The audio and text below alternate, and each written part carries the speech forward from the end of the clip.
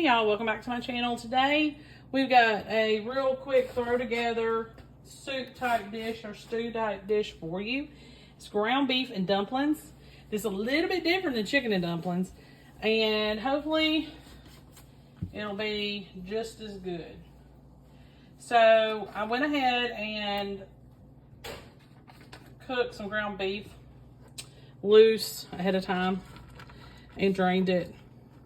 So that's what's in here. I've already done that. You need to cook an onion with it, but I didn't.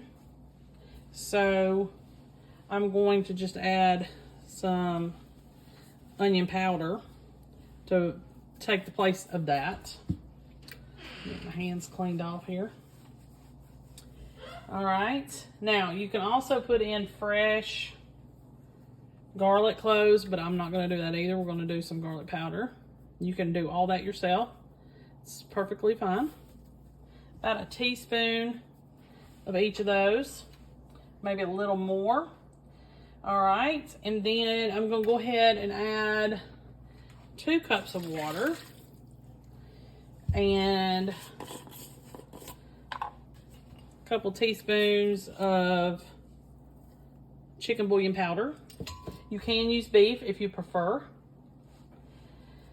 We're going to also add a 12-ounce bag of peas and carrots. The recipe, hang on just a second, let me get this in here. The recipe calls for 12-ounce bag of mixed vegetables. You can do that, but I already had this in the freezer, so I'm going to go ahead and use it.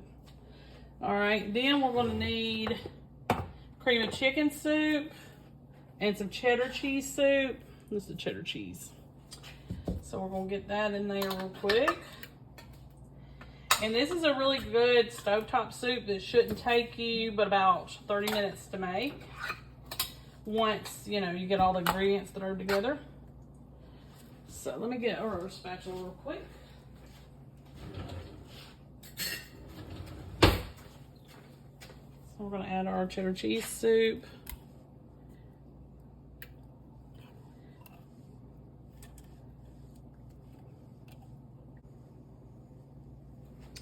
And our cream of chicken soup.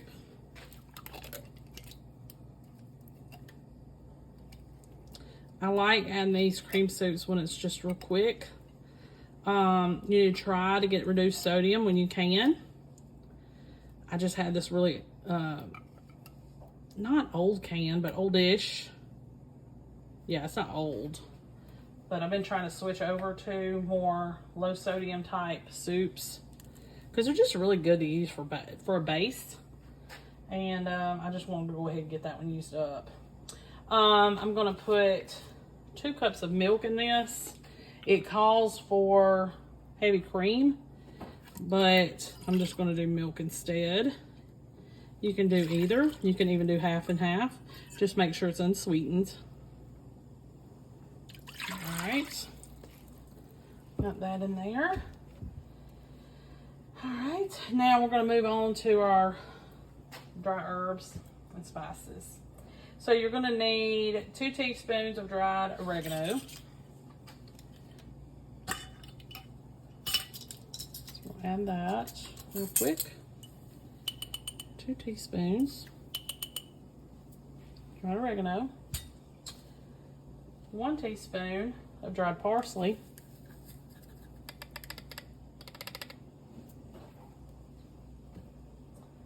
Half a teaspoon of garlic powder and a half a teaspoon of onion powder. So yes, we're going to add some more, but it's only because we didn't use fresh to begin with. And some pepper. I don't think it needs any salt. I think you need to wait till the end and then test it and see if it's, you know, if it needs it. So you're going to stir this and bring this to a boil over high heat. And then when that's ready, I'm going to come back and I'm going to show you the dumplings. It's just a can of biscuits cut up really, really small. And I've never quite done dumplings this way. So, not quite this way. So, let me get this cooked. And then I'll be right back and I'll show you that process. Okay, y'all. So I took a can of 10 count biscuits. It'll just be like the regular ones that are kind of small, not the grands. And I kind of mushed them flat. And I'm going to drop them one by one in this broth and vegetables mixture. You're going to do it one at a time. And you can make them as big or as tiny as you want.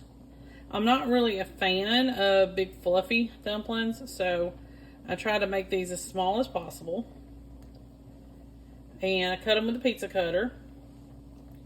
So if you can flatten them and then do that, that'll help you cut them. So one at a time. And then I'm just going to stir it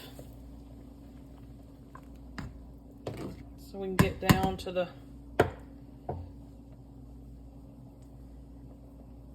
broth that needs some biscuits put in it.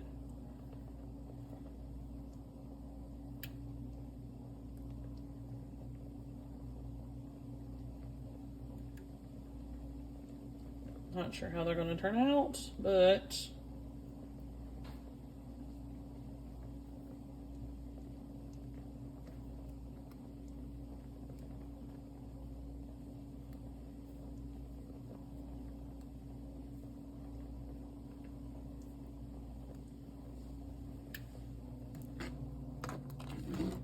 one at a time. And then after so many, just go ahead and stir it a little bit.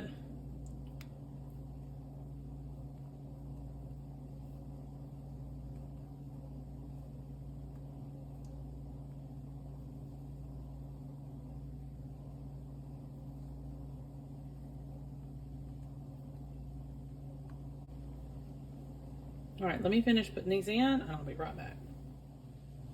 Okay, y'all, so I've got everything added. So what I'm going to do now, I turn the heat up just a little bit more, and I'm going to try to keep an eye on it that it don't, scorch.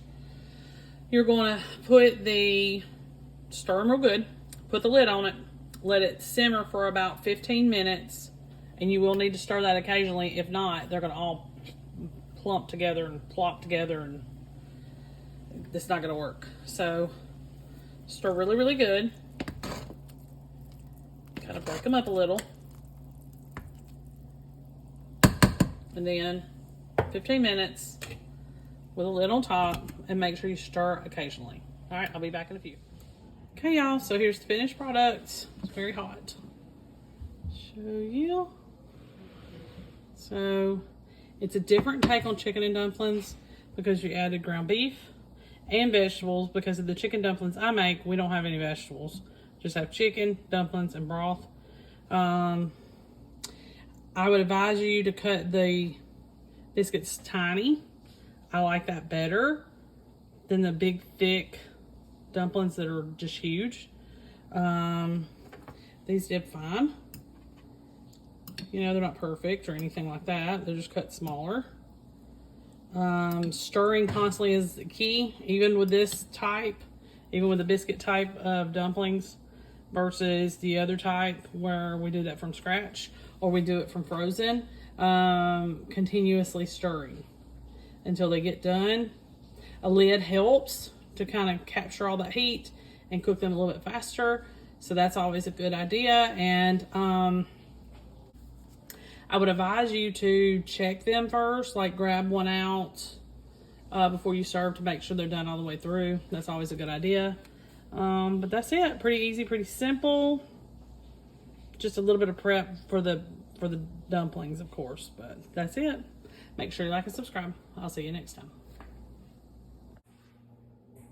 Hey y'all, welcome back to my channel. Today we're going to do a real quick, easy dinner idea. You're going to take a couple of pork tenderloins. Normally they come in a 2-pack. You're going to need about 2.5 pounds worth. And we're going to mix them with a bunch of spices, and then we're going to fry them up just a little bit, not completely. And then we're going to add some gravy to them, and we're going to serve all that over some mashed potatoes, a vegetable. So let's get started. You're going to take your tenderloin and you're going to cut them up in bite-sized pieces. Don't have to be perfect or anything like that. You're gonna add some onion powder, some garlic powder, some ground thyme,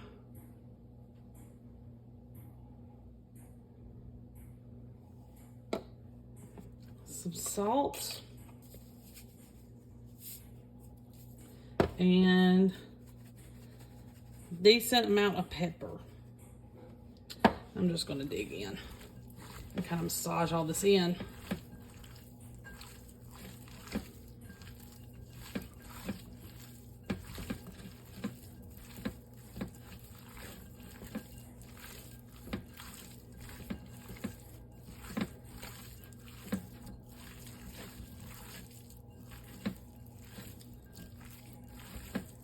All right, let me wash my hands real quick.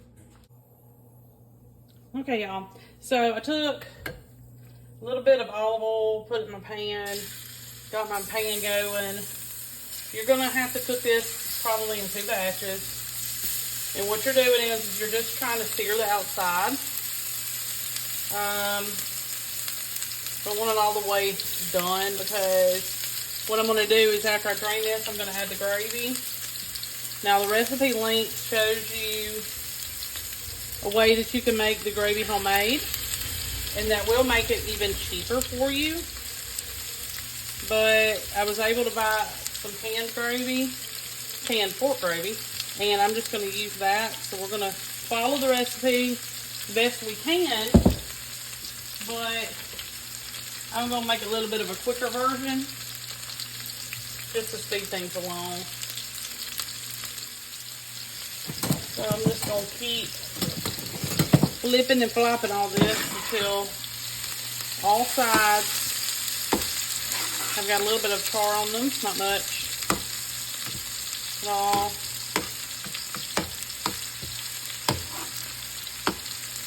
Real easy recipe, and I'm going to make some mashed potatoes to go with it. So just real easy. Doesn't cost much at all. You need about 2.5 pounds worth of pork. But, sorry for all the noise. If you wanted to go a little less, just to save money, you can. Alright, it's about time to take this out. You try to get all sides done. But like I said, we're going to simmer this in the gravy. So, it's going to cook it the rest of the way.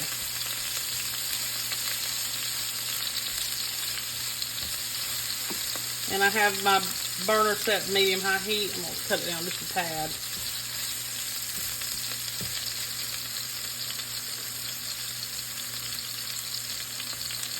Alright, let me get this out, do the next batch, and when I get ready to add the gravy, I'll come back. Okay, y'all. So, got my pork gravy in here. I left a little bit of the drippings from the meat in here with it. A little bit of flavoring for it. Not much, about a tablespoon. And right now I'm kind of just whisking it all together. And it's going to thin it out. You got about right at 2 cups worth of gravy. And I got this on low. So now I'm going to take these little chunks and put it back in here.